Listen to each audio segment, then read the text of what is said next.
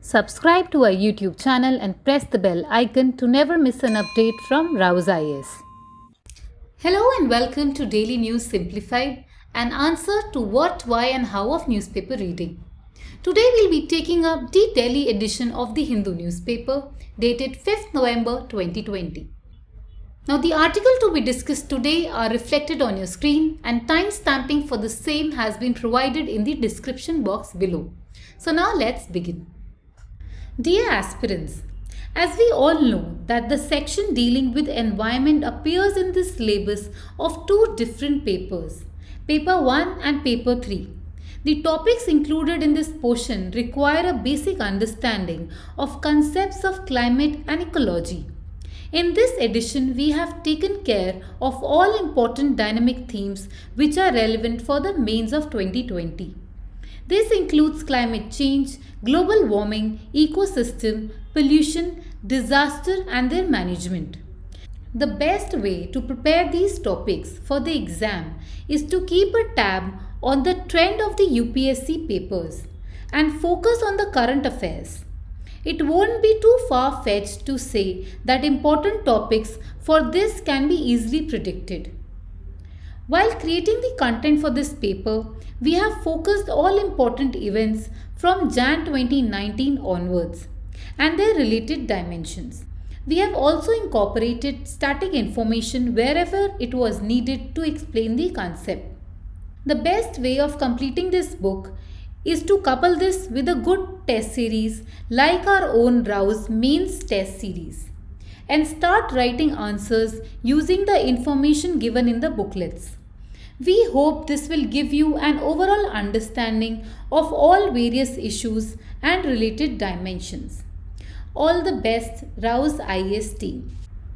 Dear all, in our weekly series of mains question assignment from DNS, the question for today's assignment is, do you think Indus Valley civilization was completely urban or there could have been parallel rural economy? Examine.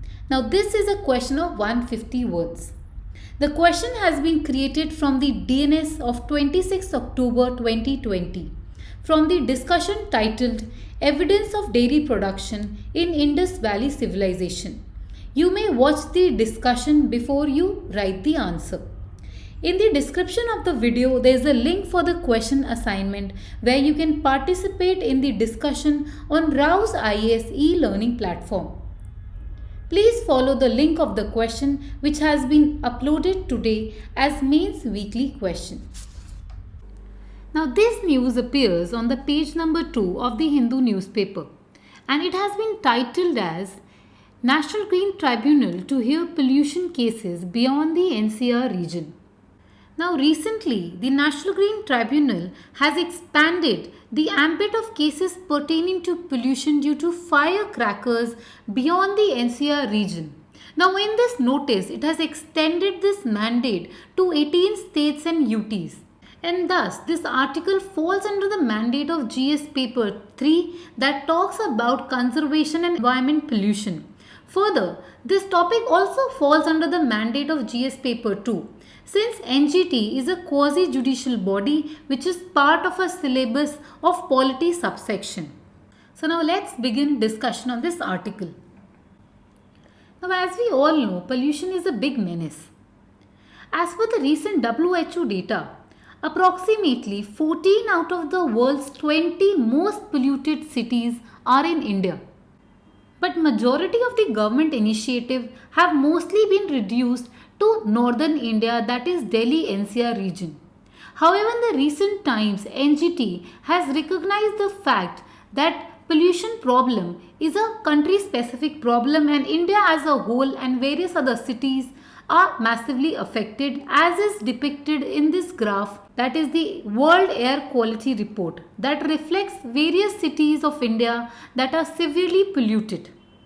Recognizing this very fact, NGT has expanded the mandate of the firecracker agenda beyond the NCR to 18 cities and UTs as has been given in the article. Now let us try to understand where does NGT derive its power from.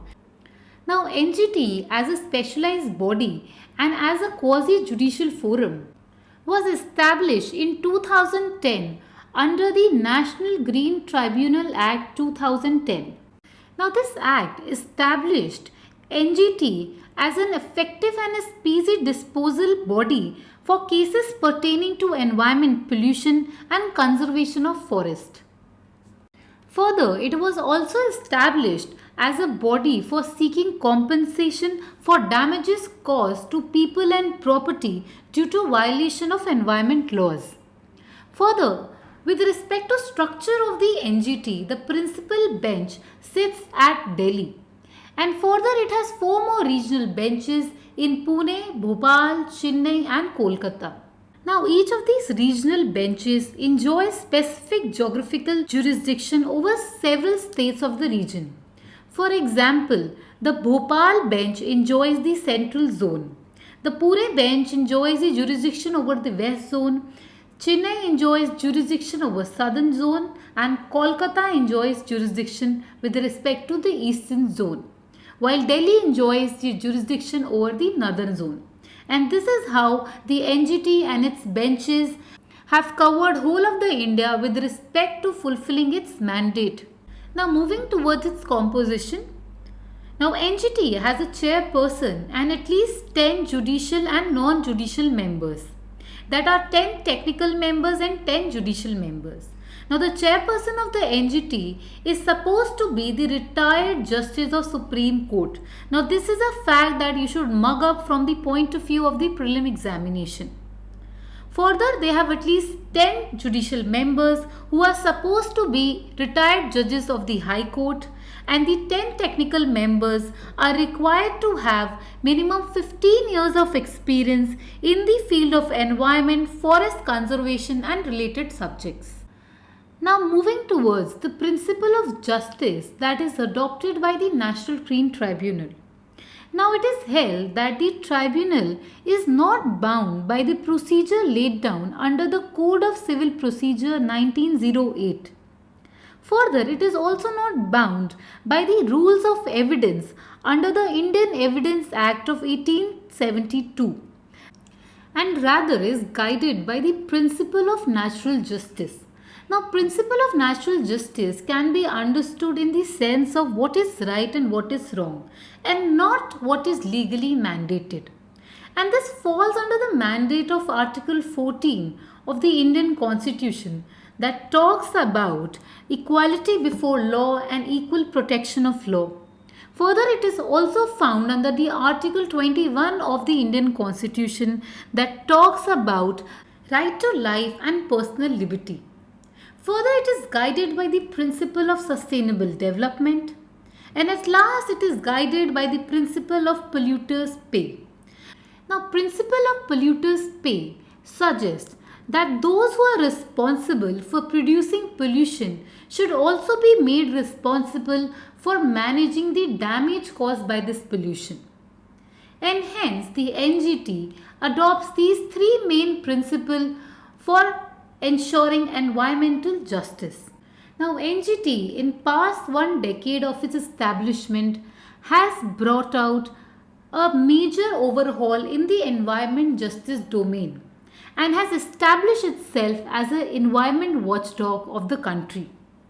Further, it has taken upon itself suo motu cognizance of various issues and have resolved these issues within a timely manner. And hence it can be said that NGT has been functioning very effectively as an environmental watchdog. However, there are certain issues that have been challenging NGT and its functioning. One of the most important issues is that it is not competent to address all environmental matters. Now, NGT has not been vested power to hear cases under the Wildlife Protection Act 1972 and Indian Forest Act 1927, alongside various laws enacted by states relating to forest, trees and preservation. Therefore, there are substantial issues related to these laws that do not fall under the mandate of NGT, and hence it cannot redress any issues or grievances that come under these acts.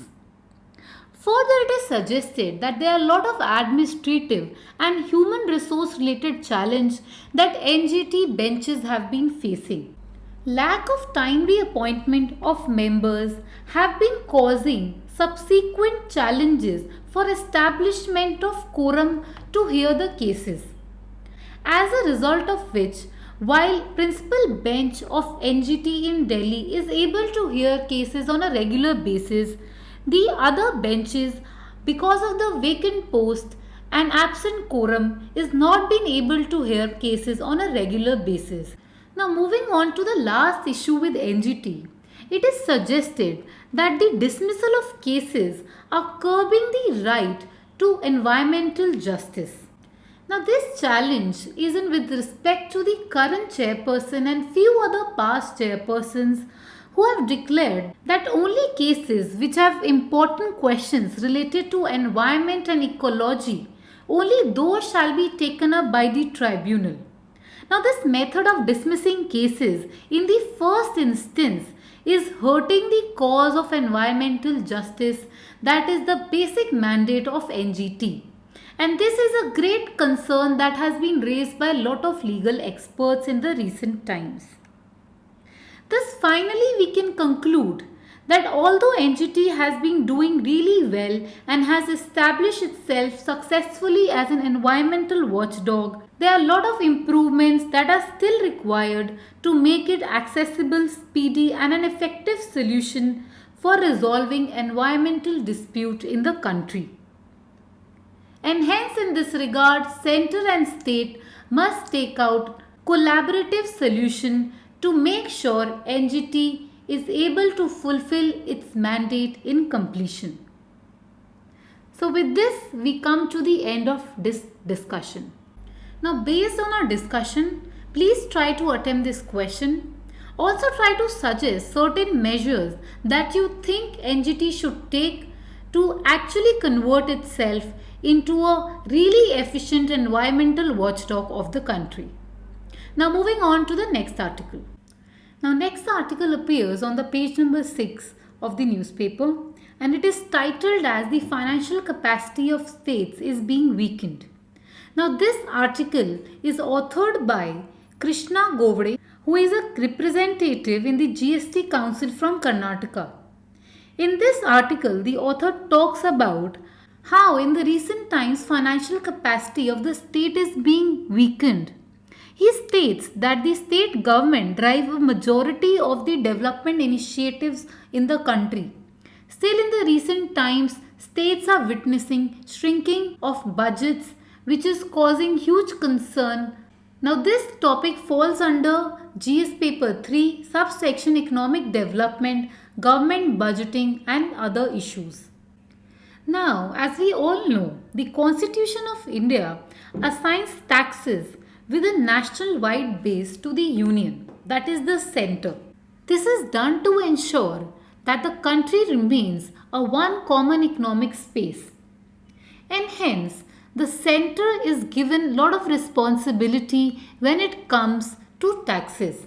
While the states that are at the front end are seen as a functional representative who are given responsibility of implementing a lot of schemes that often involve expenditure disproportionate to the state government's assigned revenue, and hence this results in what is known as vertical imbalance in revenue between centre and state.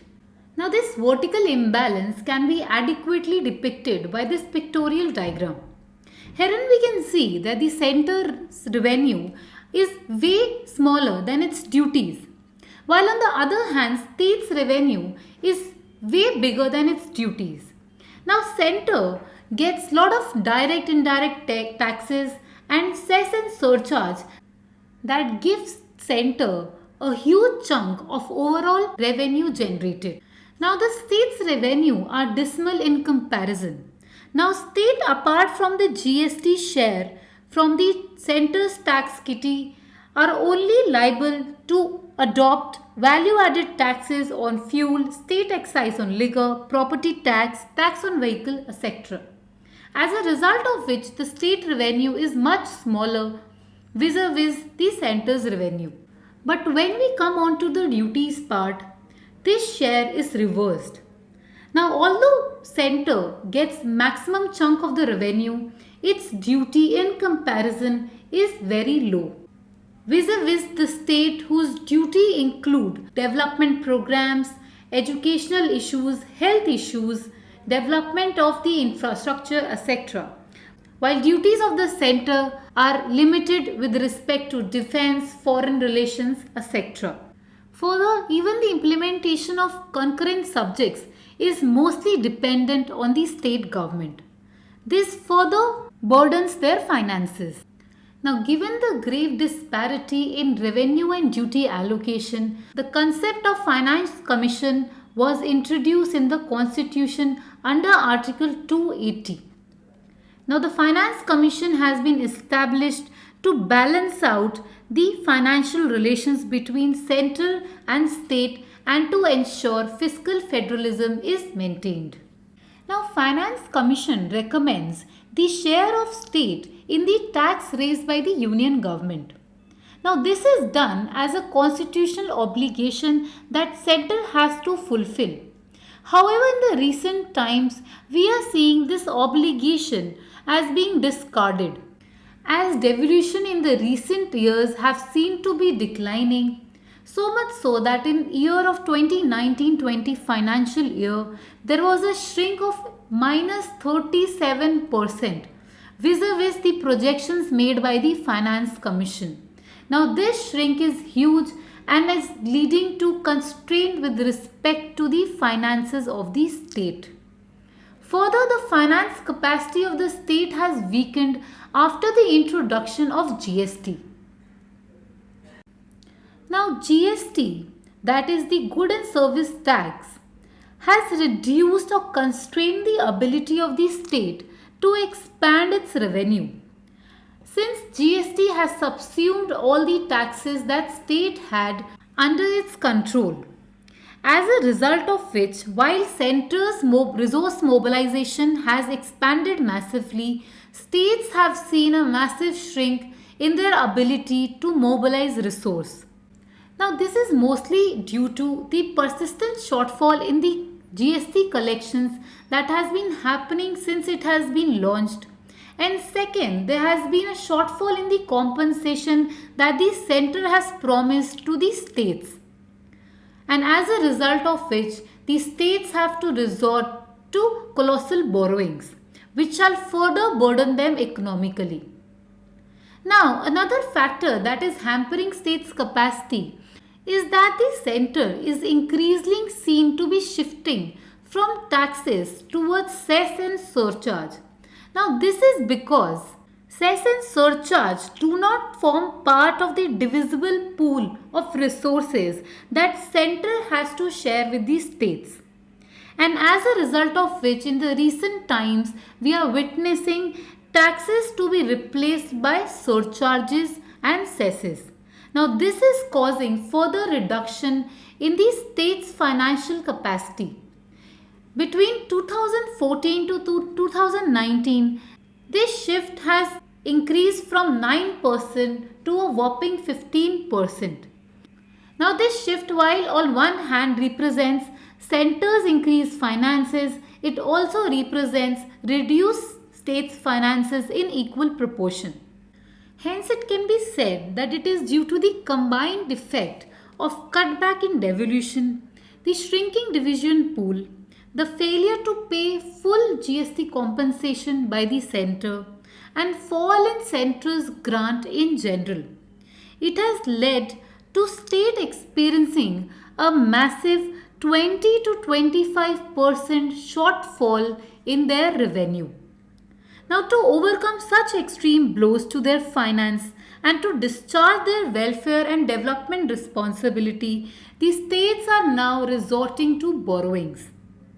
But these borrowings bring about what is known as repayment hurdles, which shall further overwhelm states' budget and their finances will be affected in a negative manner. At last, we like to conclude that since states are at the forefront of development, thus a strong India will need a stronger state. The systematic weakening of states shall not serve either the federalism or our larger national interest. So, with this thought, the author concludes with this article. Now, moving towards the next article. Now, this article appears on the page number 14 and has been titled as Differential Licensing Will Hurt Telcos.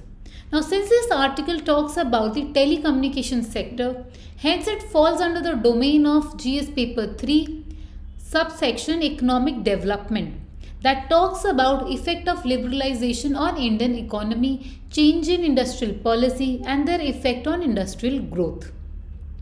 Now, recently the TRAI has come out, that is Telecom Regulatory Authority of India, has come out with a consultation paper named as Enabling Unbundling of Different Layers Through Differential Licensing. Now, presently, the telecom operators are provided with unified license which enable them to provide various services such as landline, mobile connection, internet, etc. In this particular consultation paper, the TRAI has proposed a new thing. Now, in this paper, it has proposed differential licensing regime wherein different licenses would be issued for different services. Now, this provision has created lot of controversy and has been outrightly rejected by the telecom operators. But since this differential licensing subject is still under proposal stage, hence it is not very important from the UPSC perspective. However, as highlighted before, the telecommunications sector is a key enabler for growth and development of the country. Hence, keeping in mind the different dimension on which UPSC can ask a question related to telecom sector, we will focus on the following aspects: the present status of telecom in India, the recent government initiatives with respect to telecom, and the constraint and the challenges that this sector has been facing. Now, telecom sector is considered as a powerful tool for development and even for meeting the famous sustainable development goals. Mobile phone that were once considered as a luxury today has become a necessity. Now, in this regard, government has placed lot of emphasis on the growth of internet and digital penetration through its famous Digital India campaign. The success of these initiatives and our ability to promote inclusive development shall depend upon the overall vibrancy of this sector. Hence, this sector is critical for the development of the country. Let's look into the present status of this sector. Now, India's telecom sector is considered second largest in the world with a subscriber base of 1.16 billion. And this contributes to 8.2% of the GDP. Hence, you can understand the massive impact it has on Indian economy. Further, the tele density as of now is overall 88%, with 160% in urban India and merely 56% in rural India. And this is one factor that we need to improve through the Digital India campaign. Further, this sector, especially after the 1991 reform, has seen a massive increase in the share of private sector. Today, this share is at 88%. Further, India continues to be a global leader in monthly data consumption, with average consumption increasing 16 times in 2019 vis-a-vis the data consumption in 2014. And lastly, with respect to revenue, this is something that sector has not been doing as positively as it has been doing with respect to the other parameters. Now, in regard to the revenue, the sector is seen to have come under immense pressure in the recent years, especially after the entry of Reliance's Jio. The competition has increased in the sector and the prices have been following. As a result, the revenues too have been seen to be decreasing. And thus, this has reduced the ability of the companies to invest in new age technologies such as 5G. Now, let us look at the key government initiative in this sector. So, in 2018, the government introduced the National Digital Communication Policy that aims to provide universal broadband connectivity at 50 Mbps to all citizens. Further, it aims to create 4 million additional jobs in the digital communication sector. And it aims to attract $100 billion in this particular sector, with the aim of propelling India to the top 50 nations in the ICT Development Index of the ITU, that is International Telecom Union. Further, the government has introduced the National Broadband Mission that aims to provide universal and equitable access to broadband services, especially with respect to remote and rural areas. We had earlier studied that internet penetration in rural India is barely 56%, and this mission aims to make this 100%. Now, the Digital India scheme aims to focus on availability of broadband highways, providing universal access to mobile connectivity. Another important scheme, BharatNet, aims to provide high-speed broadbands to all panchayat across the country. Further, on the similar lines, there are various other schemes that have been provided by the Government of India, including 100% FDI in telecommunication. Please pause this slide and go through these schemes in detail. Now, moving on to the challenges affecting the telecommunication sector.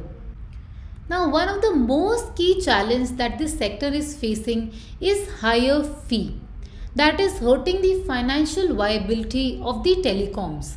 Now, telecoms initially were charged a fixed amount with respect to various services, but now this fees has been made a percentage of the total profit. So, licensing fees is at 3%, spectrum usage charge is at 3%, while universal service obligation fund is at 5%. Minded, this is highest in the world, and thus the Indian telecom sector is facing financial unviability. Second important challenge is the rising cutthroat competition after the entry of new players such as Reliance Jio.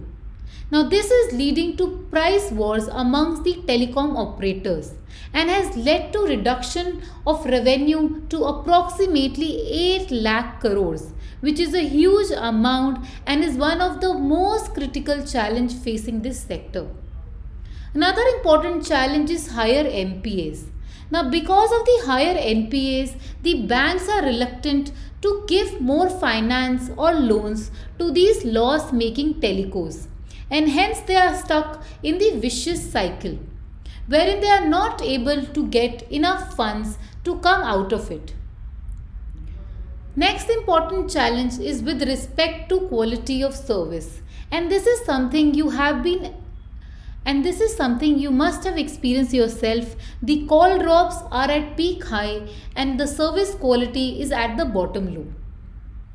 Another important challenge is with respect to broadband connectivity. Now, the fixed broadband penetration in India is lowest at 6% compared to 55% in China. Now, you can imagine the challenge that India is facing with respect to digital penetration. Now, another key challenge is with respect to limited spectrum availability.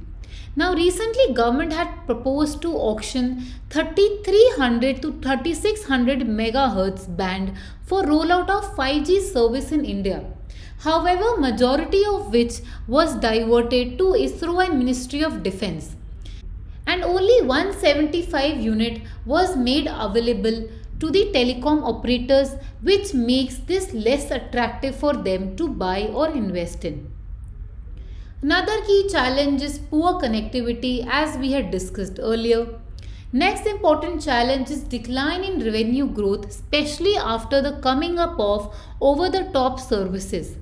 Now, individuals now prefer calling over Skype or WhatsApp than making regular calls, and this is causing a decline in the revenue of the telecom sector.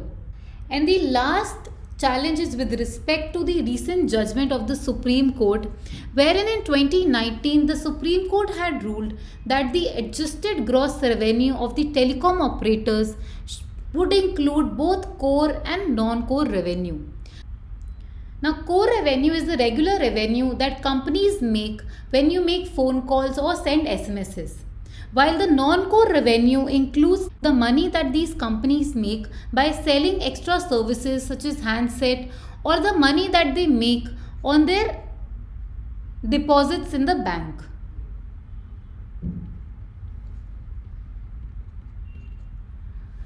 So thus this summarizes the various challenges that the telecom operators have been facing in India. Now this article appears on the page number 13 of the Hindu newspaper, and it has been titled as US formally exits Paris Pact on curbing climate change. Now since climate change is a part of the environment subject, hence it falls under the domain of GS paper 3 subsection conservation and environment. Now in June of 2017, the United States President Donald Trump had announced that the US would cease all its participation from the 2015 Paris Pact. Further, President Trump held that they'll begin negotiation to re-enter the agreement on terms that they consider are fair to United States, its business, its workers, its peoples, and its taxpayers. And hence this is considered as a part of what is known as Trump's America First policy. But before looking at the implication that this withdrawal shall hold for the world, let us try to understand Paris Agreement in brief. Now, Paris Agreement signed in 2016 is considered as the world's first comprehensive climate agreement, and this agreement was signed under the UNFCCC Convention, that is United Nations Framework Convention on Climate Change. Now this agreement, signed by 195 members of the UNCC, aims at two main things. The first agenda is to keep the global temperature rising well below 2 degrees Celsius above the pre-industrial level. Now this is the target that Paris Agreement has kept for itself. Further, another target is to pursue effort to limit temperature increase even further to 1.5 degrees Celsius. Now, well, this is the mandate that has been established. 1.5 degrees Celsius is what all countries and the agreement in general is trying to achieve. Further, this agreement provides for developing countries to fulfill their obligations towards the developing countries in terms of finance and technical support. Further, the agreement lays down national determined contribution that all the countries who are members need to provide for, and these contributions have to be successfully updated as countries move ahead in their goal to fulfill the mandate of the Paris Agreement and preventing global warming from exceeding 2 degrees Celsius mark. For the US withdrawal from the Paris Agreement has been mandated under the Article 28 of the agreement. Now this Article 28 provides that a country cannot withdraw from the agreement before 3 years of its start date in the relevant country.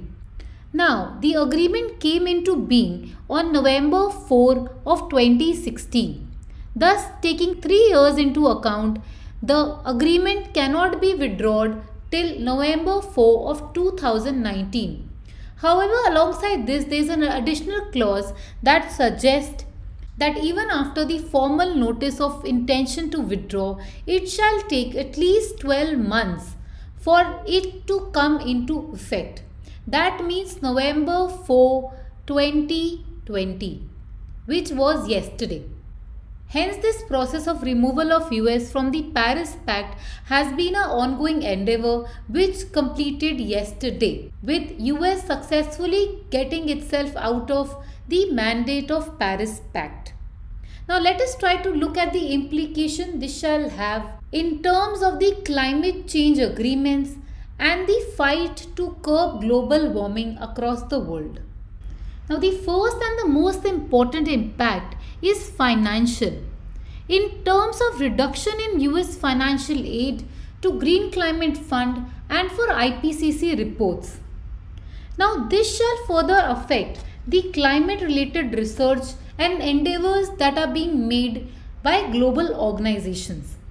Further, it is held that since US is the world's second biggest emitter after China, its withdrawal shall hurt the progress that has been made with respect to curbing carbon emission and reducing carbon price. Lastly, it is suggested that US is the biggest market for battery operated vehicles. Now, this battery operated vehicle industry has expressed major concerns about their ability to remain competitive after US withdrawal from this pact. At last, with this move, there is fear that US will further get isolated in the global domain, and the spot to take over the global climate regime shall be left to European Union, China, or for that matter, India. But still all is not lost, since the present Democratic presidential candidate Joe Biden has said that he favors signing the US back up into the Paris Accord. Thus, after today's result, we shall know if US continues to stay in the Paris Pact or permanently withdraws from it. Now moving on to the next article. Now in front of you is the prelim summary for two articles that were important from the perspective of the prelims examination. The first topic is Directorate of Enforcement and the second topic is Purchasing Managers Index. Please pause the video here and go through these easy to understand topics.